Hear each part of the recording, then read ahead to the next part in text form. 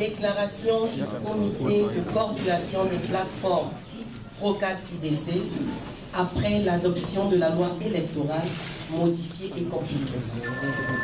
Les 13 et 16 janvier 2016, le Parlement a amendé, complété et adopté la loi électorale pour la 4e fois, 2007, 2012, 2014 et 2016. Malheureusement, malgré la multiplicité des modifications et compléments effectués, la loi électorale peine à se hisser au niveau des standards internationaux et de l'idéal partagé par la classe politique nationale.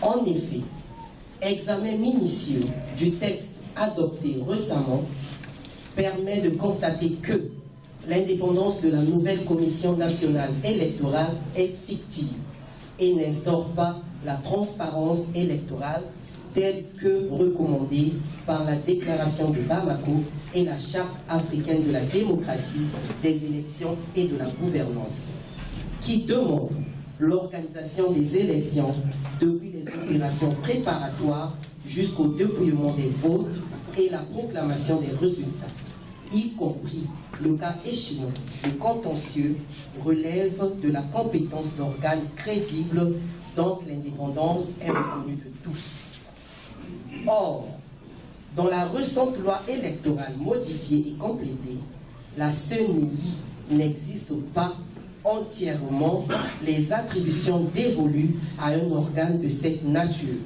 en ce qui concerne la maîtrise de toutes les étapes du processus électoral, opérations préélectorales, logistique électorale, organisation des scrutins, traitement et publication des résultats.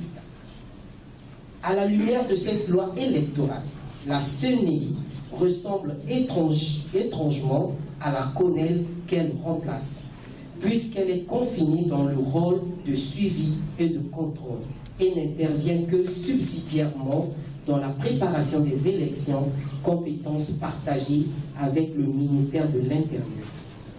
De même, elle n'intervient que particulièrement dans les opérations préélectorales et au traitement des résultats. Enfin, avec la persistance d'un fichier électoral pas du tout fiable, il y a fort à craindre des contestations à l'issue des scrutins qui sont souvent à l'origine des crises politiques et sociaux aux conséquences désastreuses. Tout indique clairement que le gouvernement de M. Denis Sassou Nguesso prépare grossièrement un hold-up électoral qui va légitimer le coup d'État constitutionnel du 25 octobre 2015. Ce qui désabusé le peuple congolais n'acceptera jamais. C'est pourquoi les plateformes FROCAD-IDC se réservent le droit de recourir à des manifestations de mobilisation citoyenne pacifique pour dire non à une nouvelle mascarade électorale, en prenant à témoin la communauté internationale.